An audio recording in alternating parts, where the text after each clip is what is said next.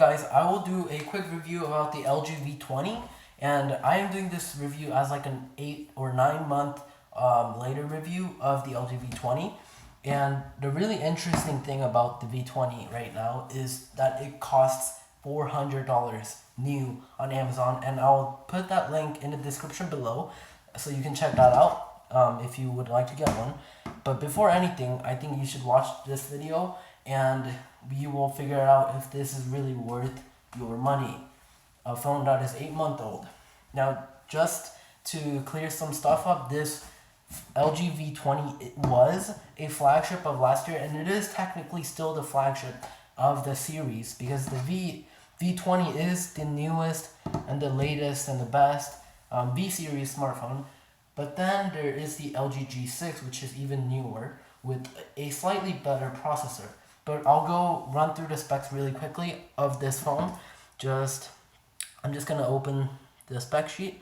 So you can see all the dimension stuff. It is on Android 7, so that's really good, and 5.7 inches diagonal screen, and screen resolution is Quad HD, so that's really nice. Snapdragon 820, kind of outdated as there are Snapdragon 821s out there, and 835 obviously the newest one. The LG G6 actually has an 821, which may slightly increase the battery life, efficiency, and also the performance, possibly. And 4 gigs of RAM, 64 gigs storage. That's the base storage, so that's really nice. 3200 milliamps of battery life, and it actually has two cameras, 16 megapixel, and the 8 megapixel wide angle camera. And there is a front facing camera, one of them, and it is 5 megapixels. So that's a quick rundown of the specs if anyone wants to know. And I'm just going to get into all the speed, battery life, and the overall performance. So what I have here, the software, I did not like the original LG skin. So I fully customized my home screen and all that stuff with my UI with Nova Launcher, which I actually am in love with.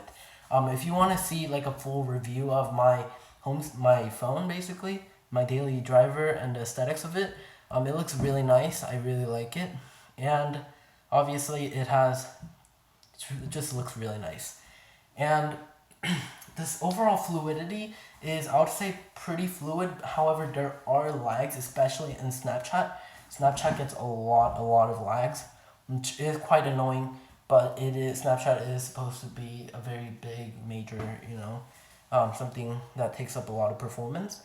And just multitasking is pretty easy, and I actually really like it. So multitasking is easy, browsing web is super fluid, and the second screen, that's a big feature for the V series. The second screen is somewhat useful, as a lot of people probably figured. So the second screen, all it can do pretty much, I don't think they got any updates ever since the launch, but the best feature I would say is the silence or non-silence or vibration, and that's actually really useful, I say, because I don't have to go swipe to tap on it. You can just go straight from this quick toolbar. So that's what I found the best, pretty much. And then there are recent apps, favorite apps. This also I found very useful, especially calculator, as I don't use it that much, but if I actually need it, I need it I need it on the moment, like on the go. So that's why I have the calculator app and the photos app and so on. Now, another thing that I really was impressed with was the in-apps. So in-apps was actually really good, and I'm not gonna show any numbers or anything, but in-apps actually, what it does is it actually sorts everything from your phone. So it tracks your email, it tracks your messages, it tracks your contacts, it tracks your just everything that's like Hangouts, everything that's related to Google, basically Google services, like Google Duo, whatever, or Google Messenger, whatever. It actually gets tracked on the in-apps, and then you can just look up anything. Like, for example, if you got a mail from, let's say, Bob, you just type in Bob, and then it will show you the mail. So it's a really nice interactive way to kind of dissect your phone instead of actually having to find the right app. For example, Google Gmail, obviously. You can just go into in-apps and then look for what you want, and then it will actually just find you like a Gmail, whatever you got, if you're looking for that. So I really was impressed by that. So beyond the software, just the build quality, obviously it's the same from 1 year ago. And this metal build quality isn't really getting old. And the removable back cover, which you have to press this button to insert it out, still very metal. And obviously there's a removable battery and all that stuff. Oh, and another really good thing about this phone is the fingerprint scanner. I found it to be probably the best and the fastest fingerprint scanner I've ever used. It's faster than the one on Pixel. Probably maybe the same as the iPhone, but I think the LG V20 has the best fingerprint scanner. And you don't even have to press it, which obviously a lot of phones already have that. But I was really kind of shocked by that because I know that the V10 and the G5 fingerprint scanner wasn't the best, but this one actually is a really good fingerprint scanner. Now when it comes to camera, I just want to show you a few photos. So I found the photo quality to be quite nice. So as you can see, the photos are really detailed and sharp. So it's 16 megapixels, and everything just looks sharp, and the image is super bright. So this is actually a relatively dark room, but it actually brightens everything up. And as far as I can tell, there are no over sharpening or anything, or even very like blustered photo. It's just pretty clean, 16 megapixel, and it looks good.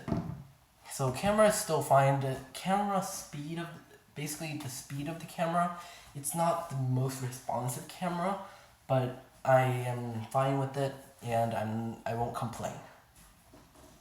So other stuff like audio is okay. I found the volume to like the ratio of the volume levels. So for example, like going up each notch, going up each notch of the media, the volume is very insignificant in the beginning, and it gets super loud at the end. I do not like the distribution of their volume layout, because I was just like I'm more used to like an evenly distributed sound instead of like the super quiet in the beginning, like beginning half, and then super loud in the last part. So I don't like that, and I found it like I have to go at least halfway up to go pretty quiet, and after that it gets really loud. But the speaker is just okay. It's obvious. It's also a bottom firing speaker. Speaking of the ports and the speaker, there is a headphone jack, and I know some iPhone users are missing this. And there's a USB Type-C, and iPhone users are also probably missing this. And microphones and an IR blaster, don't forget about that, and you can do a lot. So yeah, so that's basically just sort of the overview. Oh, I forgot the battery life. The battery life is okay. It's just really okay. It's not that great. I can get through one day almost. So I get home probably about at like 8 at night, or even 9 sometimes. And I get about maybe 7% at most. So it's not a great battery. But then again, I am a heavy usage. I have my Android Wear watch connected to it the entire day. I actually do a lot of Instagram, Snapchat. I do a lot of emailing, browsing, calling, messaging, all types of stuff, like a lot of browsing internet. So and I usually go in the daylight in the sun, so I have it pretty much full brightness all day. And speaking of brightness, the display is amazing. Let's go full brightness, and you can see how bright it gets. The camera actually cannot get adjusted to the brightness too bright of the screen on the V10 here, but The display is obviously Quad HD, and it's probably one of the nicest IPS displays I've ever seen. Now, this is actually AMOLED, and it is a always on display, so that's really nice, and it's much improved from the LG V10, as this one is much more clear. It's much more clear and it's much more distinct, and the text itself is bigger than the V10. So, you just saw how fast the fingerprint unlocked it. But so yeah, that was my entire review. I would definitely recommend it for $400. You can find used ones or even refurbished ones for less than $400. I would definitely go for it.